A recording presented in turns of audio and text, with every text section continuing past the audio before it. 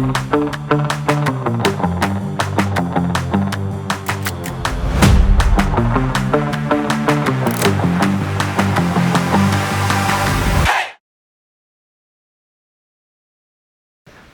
moito boa tarde a todos.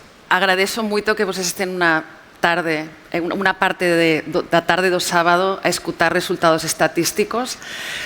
Non fiquen asustados porque non vamos falar de todos os temas que a Alice explicou. Fixemos unha selección de 45 minutos que vamos tentar cumprir.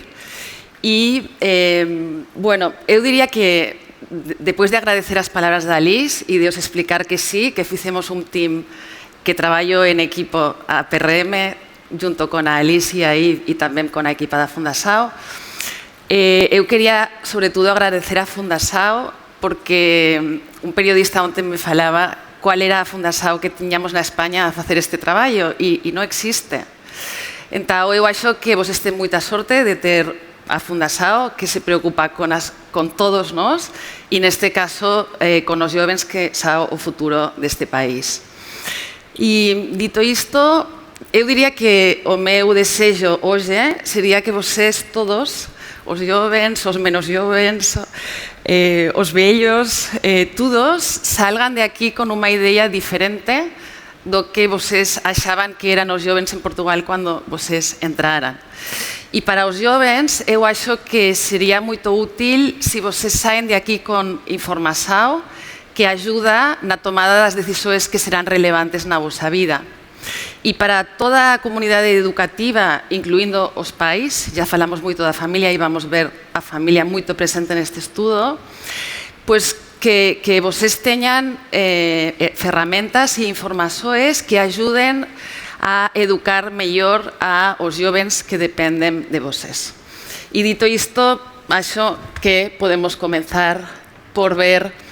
A nosa presentación va a ter 3 partes. A primeira ten a ver con a metodoloxía e a mostra vamos falar moito pouco de isto. Depois veremos algúns resultados por áreas temáticas do estudo e por último vamos ver as principais conclusións. Deciros só, antes de comenzar, que no que respeita aos principais resultados deste estudo están todos disponíveis no site da Fundasao.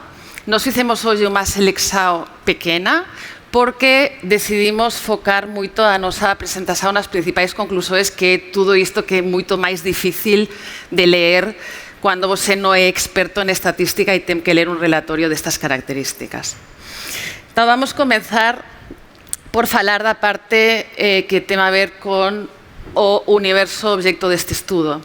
Ya se falou moito hoxe, entón non é unha sorpresa, este estudo cobre os 2.200.000 jóvenes que ten entre 15 e 34 anos e que residen en Portugal continental e nas illas. E, grazas á estatística, conseguimos falar con 4.904 jóvenes que representan a estes 2.200.000 jóvenes de Portugal. En termos de todos os temas que a Alice falou que o inquérito cobre, nos estruturamos eles desta forma, que é a forma en que vocês encontrarán os resultados dentro do estudo que ten sido publicado na Fundasao. E, para além de todas estas temáticas, que son aquelas pelas que nos inquirimos as persoas para responder, vamos ver que grazas ás técnicas de análisis multivariáveis e ás tecnologías metodológicas que temos aplicado, conseguiremos ver na parte das conclusións informações que non foron respostas directas das persoas, mas que foron o resultado de técnicas de análise multivariável. E vamos comenzar por ver xa algúns dos resultados deste estudo por áreas temáticas. No que respeita ao retrato robot, a quen son estes jóvenes, fixaros que vemos que 57% deles moran en casa dos seus pais, 29% na súa propia casa con o compañero e 14% viven sociños ou nunha residencia estudiantil. Un outro dato que queríamos partillar con vocês é que 68% ten rendimentos propios. E aquí temos como eles perceben si este rendimento dá ou non para viver. Fixaros que en proporções bastante parecidas admiten que o vencimento dá para viver ou admiten que é difícil ou moito difícil viver con o rendimento actual. Un dato que aquí non está, pero iso que vale a pena partillar, é que estes jovens están gastando 71% do diñeiro que eles receben, con o cual é difícil ahorrar, e estamos falando en termos de valores medios. E para completar esta parte do retrato robot, diceros que 87% se declararon heterosexuais, 8% bisexuais, 6% homosexuais e un 1% asexuais. E un dado que acho que vale a pena, sobre todo para os especialistas nestas temáticas, é explicar o porqué esta questão da bisexualidade é moito diferente entre as mulleres e os homens jovens. Entre os homens a bisexualidade é un 2%, en cuanto que entre as mulleres jovens é 12%. Tal, esta diferença de que se multiplica por 4, de certeza que ten que haber alguma explicación e poder, como falaba Alice, dar para pistas para un traballo novo. No que respeita a familia de origen, queríamos partillar con vocês dos dados. O primeiro é até que ponto se senten satisfeitos con a relación con os pais. E depois de todo o que temos escutado esta tarde da importancia da familia, fixaros cual é a situación. Un 44% dos jovens se senten felices tanto con o pai como con a mai. Un 7% só con o pai e un 23% só con a súa mai. O que está faltando, o 26% que falta, son os jovens que non se senten felices nin con o pai ni con a mai. Sabiendo todo o que escutamos, imaginamos cuán complicada é a vida destes jovens. Un outro dado que queríamos partillar con vocês en termos da familia é quen foi a persoa que teve maior peso na educación destes jovens. 34% afirmou que a mai e o pai tiveran o mesmo peso, só un 34%, cando estamos falando da relevancia da coeducación e da relevancia de mostrar patroes de igualdade na familia. E 46% dos jovens admiten que a mai foi a persoa que desempeñou o principal papel na súa propia educación. En termos de formación, 58% já finalizaron os estudos. Este é un dado que non é do estudo, é un dado do INE que aplicamos justamente para ponderar de forma correcta este estudo. E temos aquí os motivos para frecuentar o ensino superior. Conseguir un mellor posto de traballo e ter un mellor salario, os dois relacionados con o posto de traballo, e vontade e gosto por estudar ou adquirir conocimentos e desenvolver competencias persoais. Ya no extremo oposto, aqueles que non pasaron pelo ensino superior, abandonaron antes, a falta de diñeiro aparece como o motivo máis importante, seguido de eu non gostaba de estudar. En termos de traballo pago, a metade destes jovens traballan. En termos de cual é o regime de traballo, cuas prácticamente na maioría deles é por conta de outrem. Aquí temos o tipo de contratos que eles ten. Fixaros que temos unha situación, como já se indicou, moito precaria. E en termos dos rendimentos mensais que eles ten, fixaros que un 25%, un en cada 4 deste 50% está recebendo abaixo de 600 euros e en a mesma proporción os que reciben máis de 950 euros por mes, con o cual isto só confirma os dados da precariedade que ya son moito coñecidos. En termos dos amigos, un dado que queríamos partillar con vocês é o círculo de amigos de 6 ou máis, que fixaros, bueno, non sei se se ve porque estou aquí no medio, pero 60% dos homens ten 6 ou máis bons amigos, en cuanto que no caso das mulleres isto é moito máis reducido. As mulleres, só 41% das mulleres ten 6 ou máis amigas. a rede de amigos para os jovens é moito importante, vamos ver isto tamén no estudo como moito relevante. E un dato curioso é que para os homens a maioría dos seus amigos son masculinos, en cuanto que para as mulleres a maioría das súas amigas son femeninas, o cual entendo que é moito importante na hora de socializar porque estás escutando a mesmo tipo de problemáticas. E no que respeita aos parceiros, fixaros que 59% dos jovens ten compañeiro, sendo que 35% viven juntos e 24 non, un 39% non ten compañeiro e un 2% viven nunha relación poliamorosa. En termos de hábitos, que tiñamos moitísimo para seleccionar, escollimos estes 4. O primeiro é, quasi todos utilizan as redes sociais, o cual non é nenhuma sorpresa, e aquí temos a frecuencia con a que eles utilizan redes sociais. En termos de práctica de actividade deportiva, que é unha que está moito importante para estes jovens, fixaros que 89% practican desporto e a grande maioría deles de unha forma semanal. Que acontece con os que cuántos fixeron algunha intervención no corpo? 37%. E 37% declara que nunca fez e que tamén non fará. E ligando con o tema que falaban antes dos regimes de alimentación, son 17% os jovens que seguen algún tipo de regime de alimentación específico.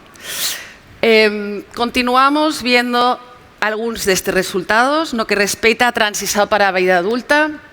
O dado máis relevante para partillar como se sabemos que era a percentaxe de jovens que vivían con os pais antes de viver na súa propia casa.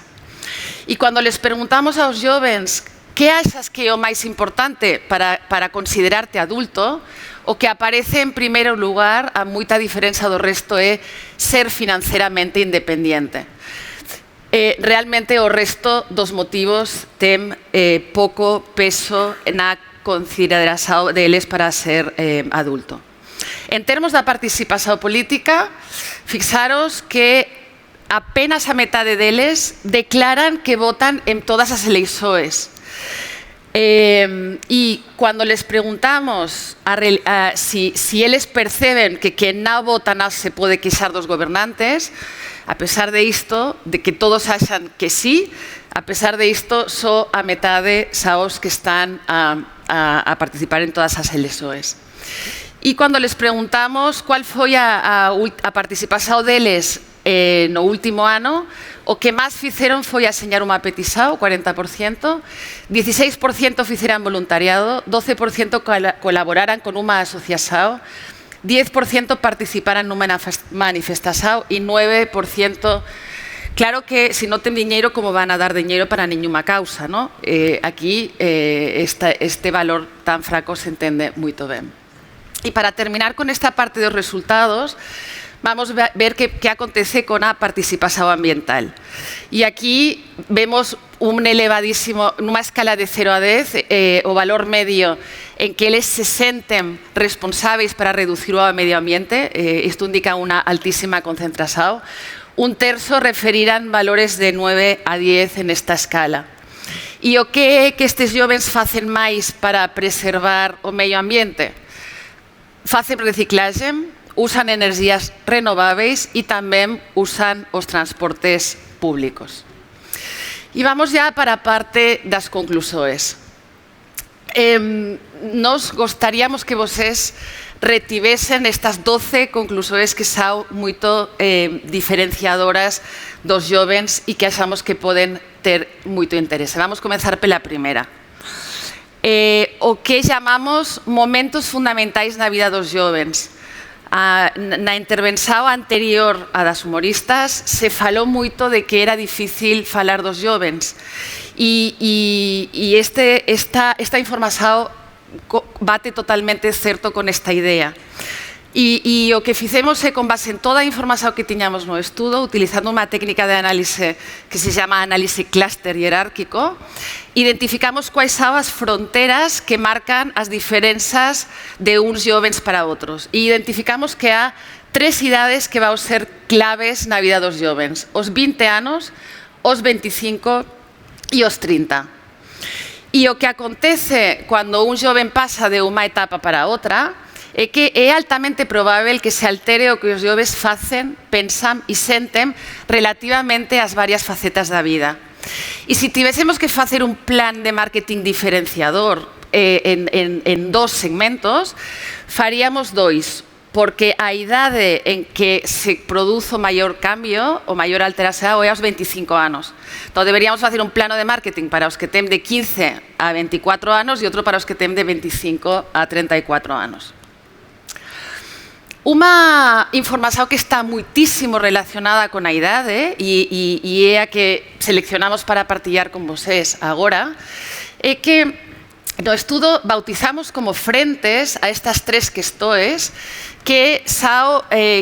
que implican na vida do joven 2 cousas. Por un lado, que das 24 horas del día ele va a comenzar a ter menos tempo para ele e porque va a ter que utilizarlo para outras persoas, e implica tamén un conjunto de relacións emocionais que van a influenciar moito a como este joven se sente. Entonces, dos 15 aos 19 anos, vemos como a maioría dos jovens non ten nenhuma frente.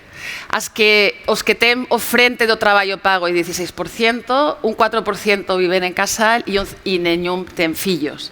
En cuanto que na etapa dos 20 aos 44, o 40% já ten traballo remunerado e 50% aínda non ten nenhuma frente. Isto, fixaros como se va complicando ao longo de todos estes ciclos de vida e, obviamente, isto tras moitas alterações e moitas adaptações distintas para a vida destes jovens.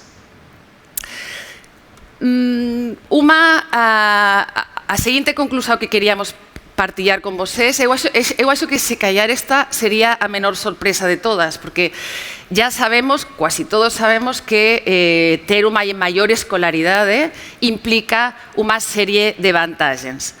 Vamos comenzar por ver que vantaxes implica ter un nivel de escolaridade máis elevado en termos do ámbito laboral. Ter un nivel, a medida que aumenta o nivel de estudos, aumenta a proporción dos que ten traballo pago e diminúe a proporción dos desempregados que están desempregados desde faz máis tempo que o estado de emergencia. Tamén ten efectos moito positivos no que eles receben. Fixaros que os de máis de 950 euros, 13, 16 e 45. Tamén ten un efeito moito positivo no que respeita a ter un contrato de carácter máis estável. Pero para além desta influencia positiva do nivel de estudos no ámbito laboral, achábamos que era moito importante partillar con vos que isto ten beneficios tamén na relación con o compañeiro. E fixemos esta análise, neste caso, para o 31% de jovens heterosexuais que viven con o compañeiro. E a primeira información que temos aquí é si a proporción de jovens que antes de iren vivir juntos falaran sobre como ian partillar as despesas comuns da casa. Imaginamos un home e unha muller jovens van a vivir juntos, pois imaginar que há unha parte moito importante destes jovens que non falan de como van a partillar as despesas da casa entre ele e ella. A boa noticia é que isto mellora entre os jovens que pasaran pela universidade. E no que respeita aos que falaran sobre como partillar as tarefas ligadas á educación dos fillos. Fixaros que a tendencia tamén é positiva e tamén é unha tendencia positiva no que respeita a si falaran sobre como ian partillar as tarefas domésticas.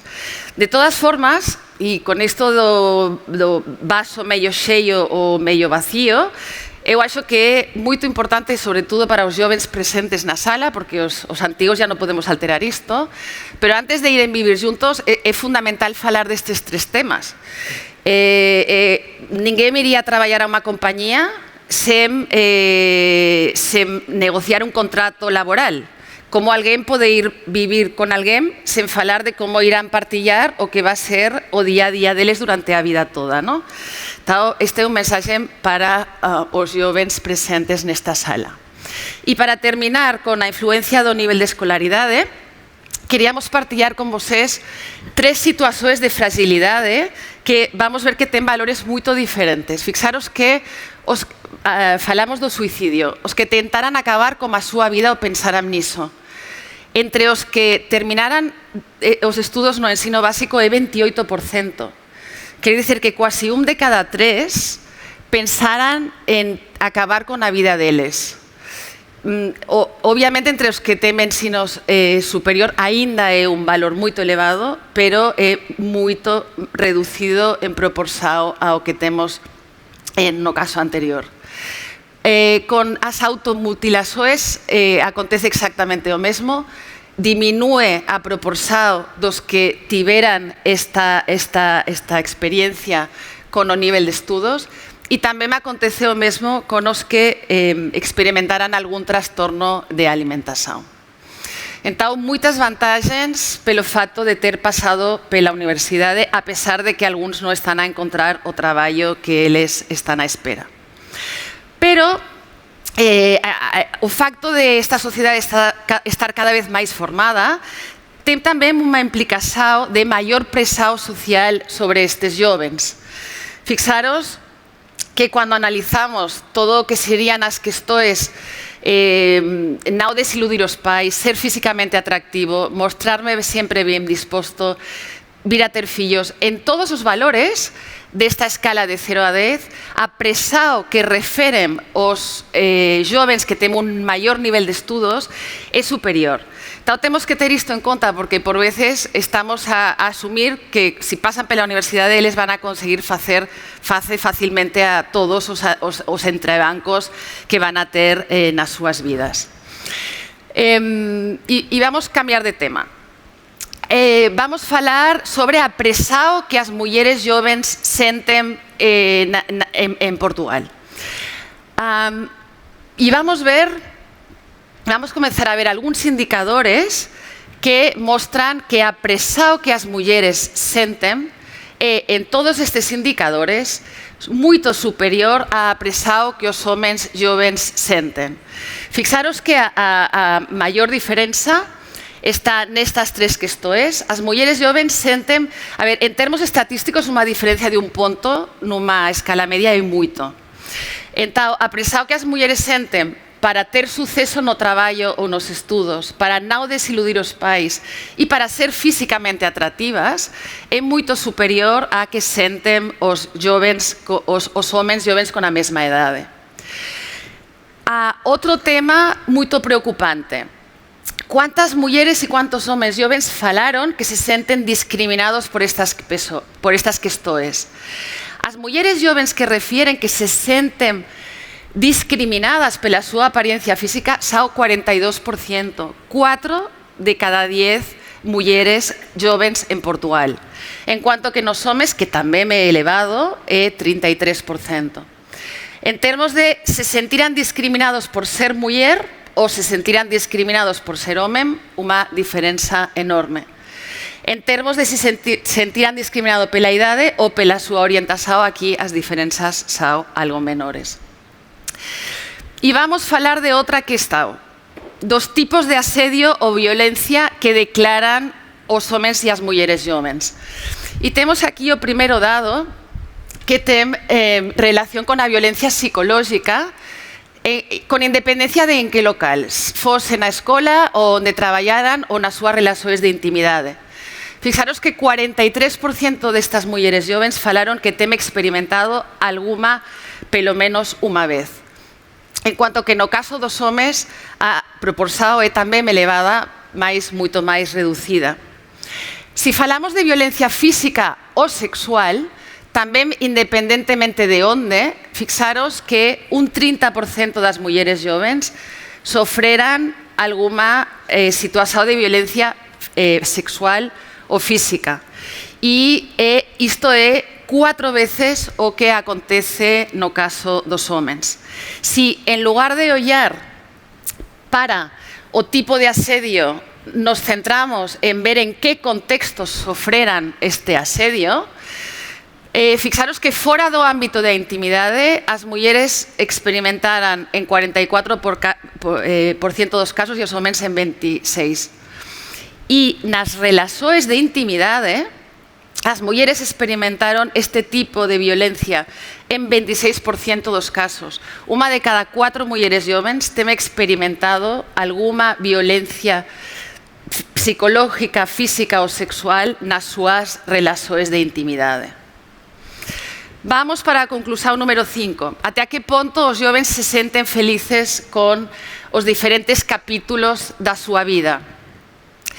Aquí temos as mulleres e os homens e vamos comenzar por ver unha característica que é común a ambos e que de alguma forma ya anticipábamos no cuadro, en algúns dos cuadros anteriores, que é que no ranking de aspectos segundo a felicidade, o aspecto físico é o que ocupa a última posición no ranking de felicidade dos jovens con todas as facetas da vida.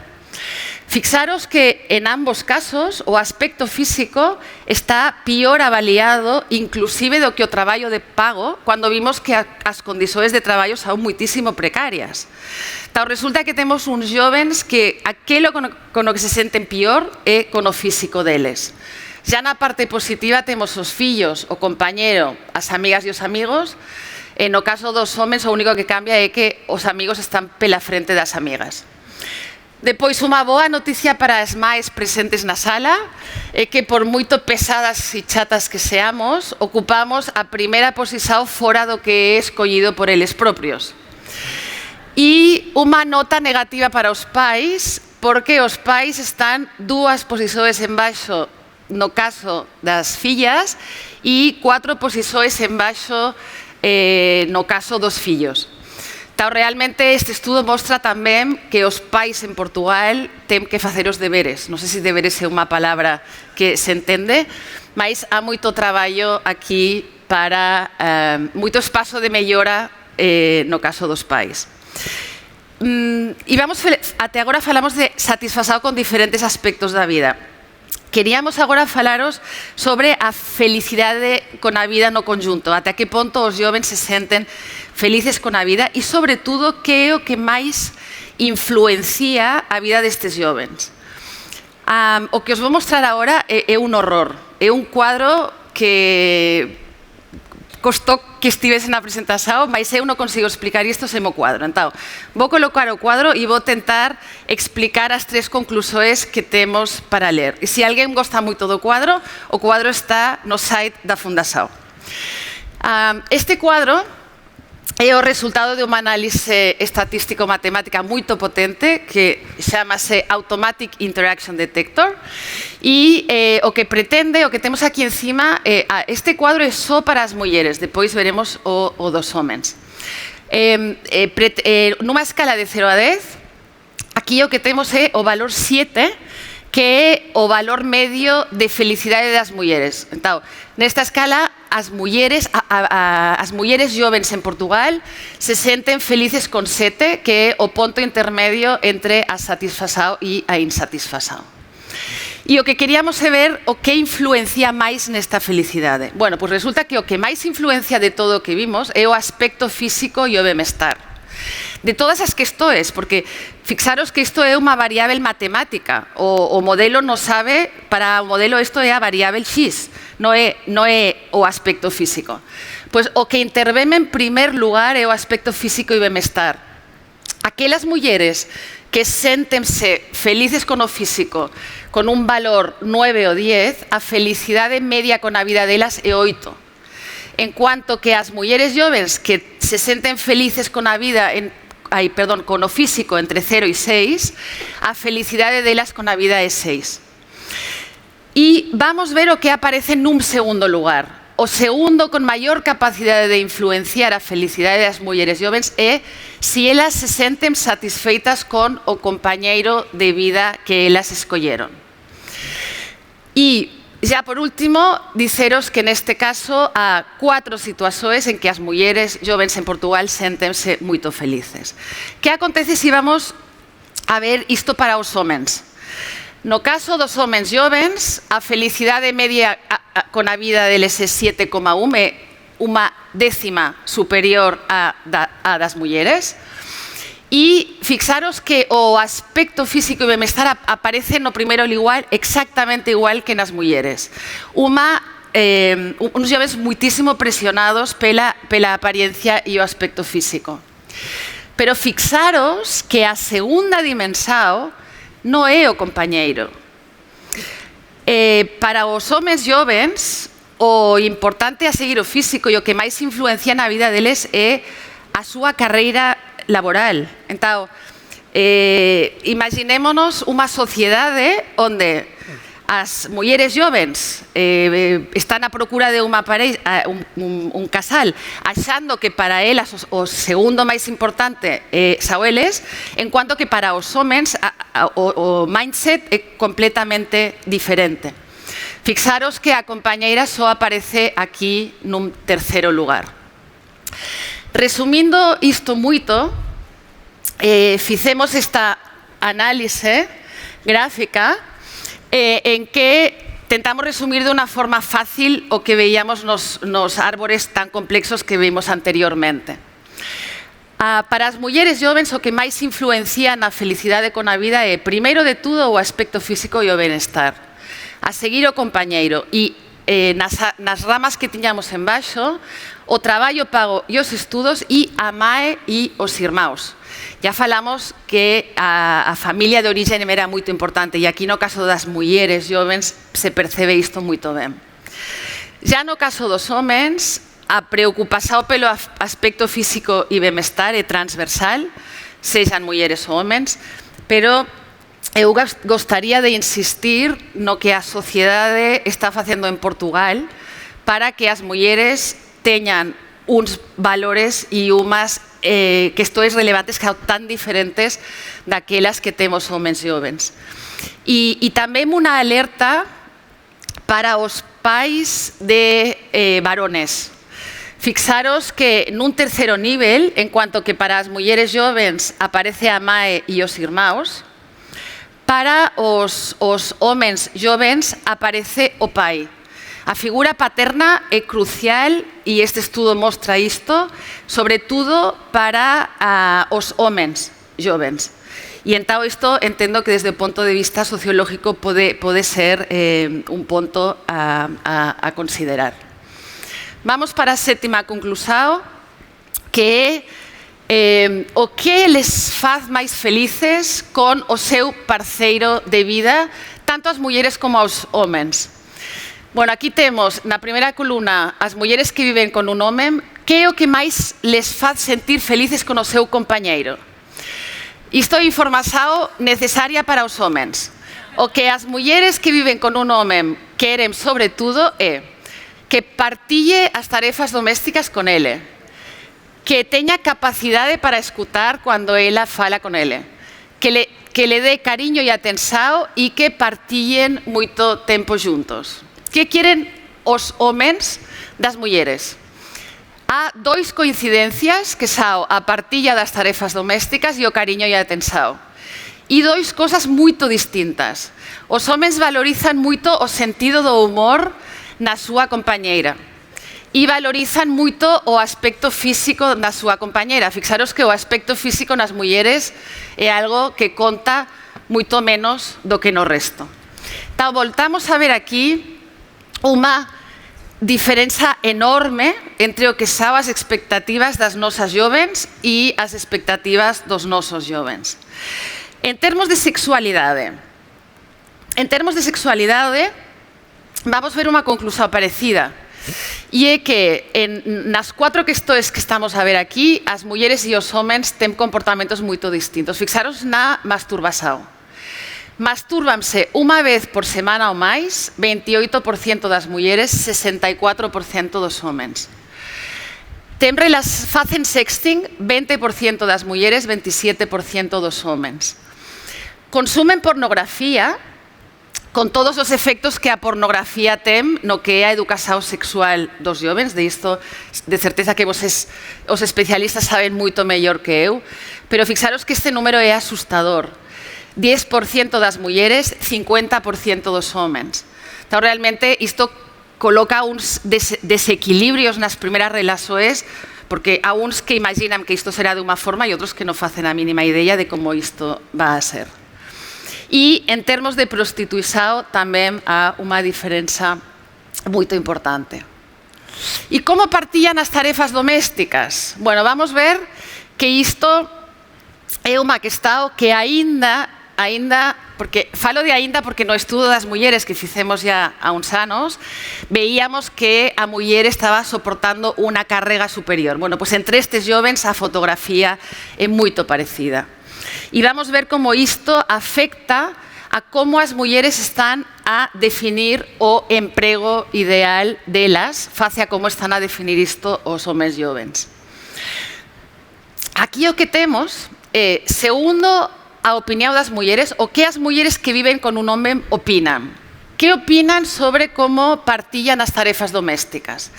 Elas opinan que elas facen 62% das tarefas domésticas, que eles facen 35% e que a axuda remunerada faz 3%. Então, as mulleres que conviven con un home asumen que elas están ou axan que elas están facendo quasi o dobro que eles. Ya no caso dos homens, que axan os homens? Porque xa os mesmos homens que viven con elas. Os homens axan que si ela faz un bocadiño máis, faz un 20% máis do que eu. Que acontece cando facemos esta mesma pregunta para os que ten fillos? As maes opinan que elas facen 70% do cuidado e da educación dos fillos e que os pais facen 23%. As maes axen que elas están facendo o triplo. E que acontece con o que opinan os pais? Pois os pais no alteran.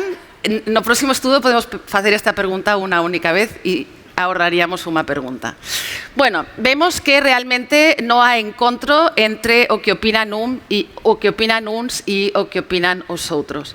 E cando trasladamos isto, ya non en termos de valores medios, sino en termos de cuántas persoas, cuántas relacións de casais se encontran en cada un destes, vemos que o que as mulleres heterosexuais opinan da súa realidade é que ela faz máis en 59% dos casos, os dois facen o mesmo en 37% e ela faz menos en un 4%. Entón, sexa este valor un exagero, porque obviamente estos son respostas percibidas das mulleres, si este valor for un exagero, imaginaros como son as expectativas das que non viven juntas. O sea, de todas as mulleres jovens que temos neste estudo que non viven con ninguén, preguntamos para elas, como imaginas que será a partilla con o teu parceiro si un día conviven juntos? E este é o resultado. 63% delas axan que os dois farán o mesmo. A un terzo, a unha de cada 3 jovens portuguesas que ya sabe, antes de comenzar, que ela va a facer máis. Pero bueno, aquí o que vemos é que a situación real face a expectativa é completamente oposta. Que opinan os homens?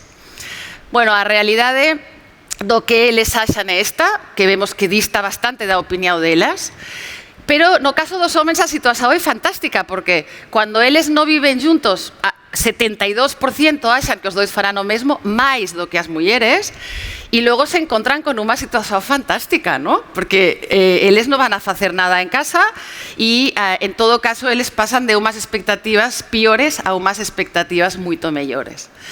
Ya no caso da partilla do cuidado e educación dos fillos, fixaros que a situación de ela faz máis é horrível. 76% das mulleres, das máis, están facendo máis do que os pais. E o gap aquí aínda é maior, porque as mulleres aínda aceptan que elas van facer máis da casa e menos dos fillos. En cuanto que Para os homens isto fica tudo moito igual, non há tantas diferenzas. Entón, eu imagino que somos capaces de imaginar o que experimenta unha muller que va con estas expectativas e termina pasando a esta realidade. Quer dizer, todos os problemas de casal e todos os problemas con os fillos e todas as discusiones diarias que isto pode ter. Qual é o efecto de isto no emprego ideal? Para as mulleres que non ten nenhuma frente na súa vida, esta é a definición do traballo ideal. Ter un bon salario, conciliar ben o traballo e a vida pessoal, desenvolver unha carreira profesional e ter estabilidade contractual no emprego. Que acontece cando facemos esta mesma análise entre as mulleres que ten unha frente, que ten a frente do traballo pago? Prácticamente o mesmo. Quer dizer, ter traballo non influi nas expectativas que eu teño con a miña vida profesional. Que acontece cando as mulleres ten traballo pago e vida en casal? Fixaros que a conciliación pasa a ocupar a primeira posición e gaña 6 puntos. O salario pasa a un segundo lugar e o resto tamén. E esta situación empeora na idea de que cando ten fillos aínda a conciliación é o máis importante. Eu non sei se vos son empresarios, pero se hai algún empresario na sala, nunca na vida imaginamos que o que alguén que vem a traballar na nosa empresa o que máis le preocupa no seu traballo é que non incomode moito a vida persoal dele. Isto realmente implica un cambio de perspectiva porque temos que ver como isto vai ir evolucionando. E que acontece con os homens jóvenes? Pois nada, que é exactamente igual. Os homens jóvenes non altera, o que acontece fora do traballo non altera en nada en como eles están a procurar, son compartimentos estancos. O traballo, porque lembrar que para eles é o que máis influe na felicidade deles con a vida. Vamos para a 10ª conclusión. Que acontece con os disturbios alimentares? E xa os avanzo que é un dos dados máis preocupantes que este estudo mostra entre os jóvenes, con a desventaxa de que, como vamos ver neste cuadro, a evolución non é nada positiva. Aquí, para as mulleres, queríamos ver a evolución destes 5 indicadores entre a década dos 15 aos 24 e a década dos 25 aos 34. Fixaros que en todos os casos o valor é superior, ten aumentado en unha década. Tentaran acabar con a súa vida ou pensaran niso, 36% das jóvenes entre 15 e 24 anos. Infringiran lesoes no corpo de forma intencional, 23%. Sofreran trastornos de alimentación, un 10%. Sofreran asedio moral nun ou máis locais onde estudaran, o bullying, 30% das mulleres de 15 a 24 anos. E 27% experimentaran asedio físico ou sexual fora do ámbito da súa intimidade. Cando ollamos que acontece no caso dos homens, fixaros que há dúas conclusións moito obvias. Todos os valores son inferiores e os dois únicos que aumentaran nesta década con valores, con uns aumentos moito inferiores a este, son as autolesoes e os que sufreran trastornos de alimentación. Está un dado máis que mostra que as mulleres jóvenes en Portugal están nunha situación de moita máis fragilidade. Bueno, este é outro destes cuadros asustadores que eu tentaré explicar da forma máis simples posible.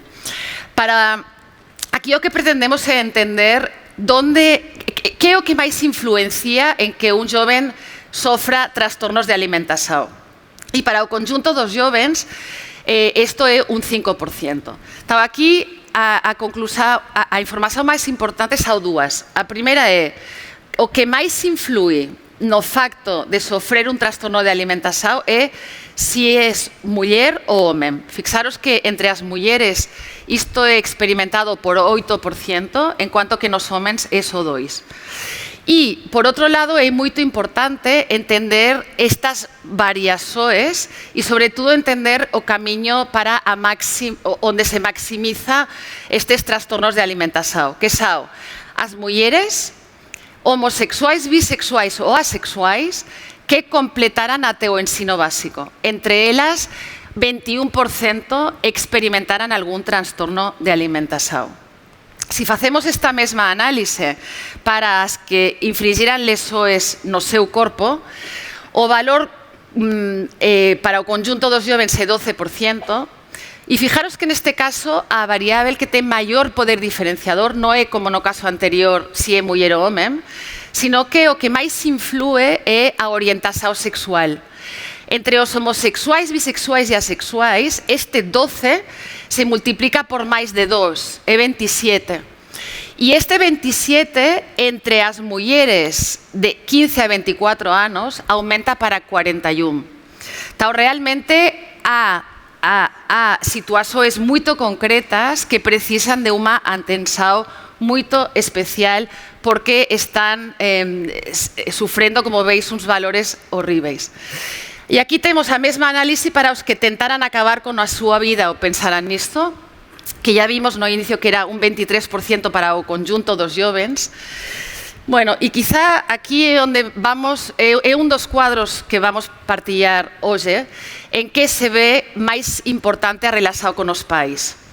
Fixaros que este 23 dos que tentaran acabar con a súa vida diminúe para 15 entre aqueles jovens que se senten satisfeitos con a mae e con o pai, que se os lembráis era 44% do total dos jovens. En cuanto que para aqueles jovens que se senten satisfeitos só con a mae ou só con o pai ou con neñún, este 23 aumenta para 31.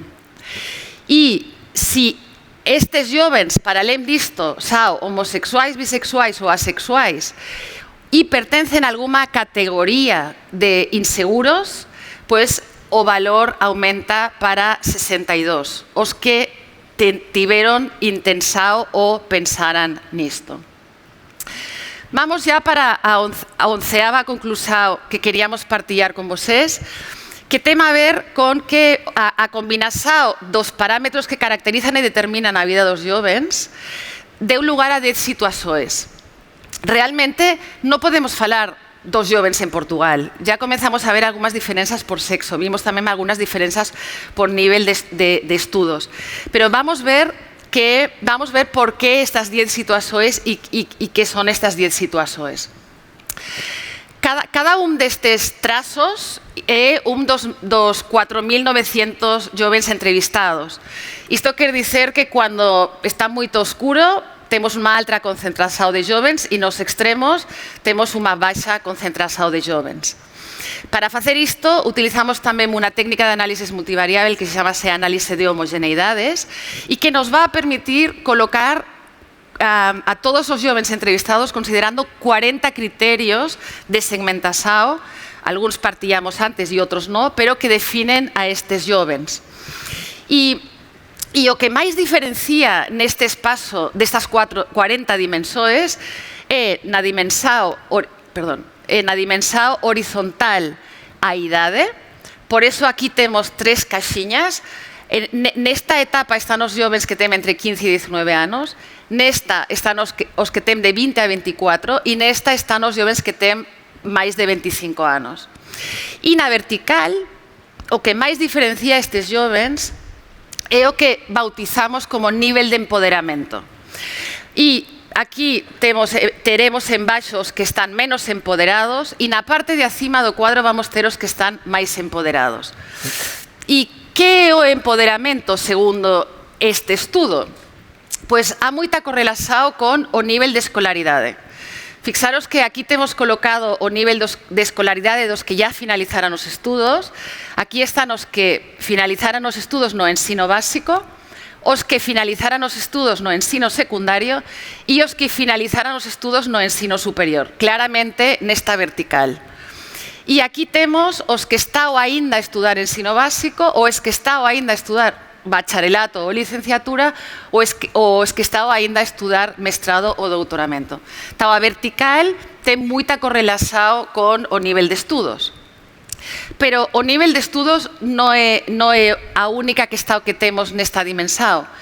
Tamén temos as frentes da vida adulta que cada joven incorpora. Tamén temos o número de amigos e amigas que eles ten. Os jovens máis empoderados, se ollásemos aquí para a variável número de amigos, aquí temos os que non ten nenhum amigo e aquí temos os que ten máis de 6 e na liña o resto. A frecuencia con que practican desporto. Estes practican moito máis desporto que este. O consumo de bebidas alcohólicas. Aquí há moito máis consumo de bebidas alcohólicas do que aquí porque estes ten un maior poder adquisitivo. As experiencias no estrangeiro. Os que facen experiencias no estrangeiro están por aquí non facen. Situación económica, máis poder económico, menos. Entón, son todo criterios que están influenciando con o nivel de empoderamento destes jovens. E aquí optamos por colocar cual é a posición neste espazo das mulleres e dos homens jovens. Os homens jovens están nesta posición, dos máis empoderados, e as mulleres jovens están nesta posición, na parte baixa da tabela. E como é posible se as mulleres jovens pasaran pelo ensino superior nunha proporción moito superior a dos homens?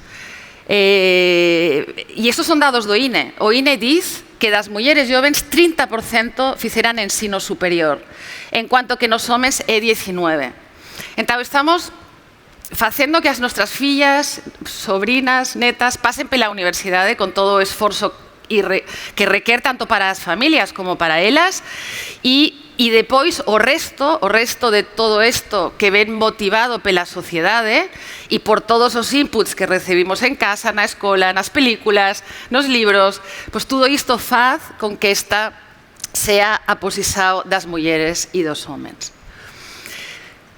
E falando destas 10 situacións de vida que identificamos entre as mulleres, dentro desta faixa dos 15 aos 19 anos, o estudo identifica que há dois tipos: os adolescentes en conforto, que xa o 14% dos jovens, os adolescentes sopresados, que xa un 9%. Fijaros que há uns que están na parte dos empoderados e outros que comenzan a estar na parte dos non empoderados. Na faixa entre os 20 e os 24 anos, aquí a situación se complica, xa non há só dúas situacións vitais, xa há tres. Aquí temos os jovens en conforto, aquí temos os jovens en vulnerabilidade, que ocupan unha posición intermedia no eje do empoderamento, e temos as jovens a margen, que felizmente xa só un 4% das nosas jovens. E a situación xa se complica moito a partir dos 25 anos. Fixaros que aquí temos 1, 2, 3, 4 e 5 situacións vitais. Os jovens adultos en conforto, os casais en conforto, os jovens a tona, os casais a tona e as mães e pais en vulnerabilidade. Dito isto, que sepáis que no estudo que está na web da Fundação, vocês ten o perfil destes segmentos en todas as dimensões que o estudo mostra. Entón, poden entrar ao detalle de como é cada un destes segmentos. Pero vamos nos concentrar para terminar nesta última conclusión que diz que como afecta o empoderamento entre os jovens e que é esta questão dos ciclos de vida dos jovens. Vamos ver, en primer lugar, até a que ponto os jovens que pertencen a cada unha destas 10 situacións vitales se senten felices con a súa vida. Os adolescentes en conforto, 7, nesta escala de 0 a 10. Os adolescentes sopresados, 6,4. Os jovens en conforto, 7,3. Os jovens en vulnerabilidade, 6,7. E os jovens a margen, 5. Os jovens a tona, unha felicidade intermedia parecida con os jovens en vulnerabilidade, e os jovens adultos en conforto e os casais en conforto con os tres valores máis elevados da escala. E fixaros que aquí temos valores que son pues, parecidos aos valores medios da escala. E este é o último cuadro da nosa presentación. Ya sé que estou un pouco pasada do tempo, mas vou demorar un minuto a explicaros o porqué destas dois tendencias. Este é o ciclo de vida dos jovens máis empoderados e este é o ciclo de vida dos jovens menos empoderados. Que quer dicer? Que si cuidamos moito dos nosos adolescentes e conseguimos que eles pasen por este camiño, a probabilidade de que eles teñan suceso na vida é moito maior do que si os nosos jovens van por este camino. Entón, para isto, já aprendimos que non é só concentrarnos en que eles pasen pela universidade. O nivel de estudo é un requisito indispensável, pero non é suficiente para que un joven consiga ter unha vida empoderada, que no fundo que quer dizer é que ele consiga facer o que ele quer facer e que ele teña autonomía sobre a propia vida, non? E neste camiño é moito importante en que orden eles incorporan as frentes da vida adulta á súa vida. Fixaros que unha diferenza grande entre estes segmentos e as situacións que temos aquí embaixo, e fijaros nos carriños. Estes ten fillos, estes ten fillos, estes ten fillos, estes ten fillos e estes ten fillos. Entón, por aquí encima, son os jovens que incorporan moito máis tarde tanto a vida en casal e incorporan primeiro a vida en casal. Primeiro o traballo, perdón, aquí incorporan primeiro o traballo e depois a vida en casal. Iso depois é que ten os fillos. Quer dizer, este estudo mostra que a orden dos factores sí que altera o produto. Non é o mesmo, bueno, mas eu teño pouco tempo, vou encerrar aquí. E, para terminar, isto é unha fotografía, resume que eu acho que sería imposible de entender se non tivésemos acompañado a presentación toda, que é a proporción de mulleres e de homens que há en cada unha destas situacións. Fixaros que entre os adolescentes sorpresa 83% son mulleres, entre os jovens a margen 75% son mulleres, entre as mães e pais en vulnerabilidade 89% son mulleres e entre os casais a tona 62%. Aquí temos segmentos moito equilibrados e aquí encima temos os segmentos que están con maior presenza de homens. Entón, realmente, non podemos falar de jovens en Portugal, deberíamos falar destes 10 segmentos distintos e pensar en solucións diferentes para cada un deles. Moito obrigada pela vosa atención.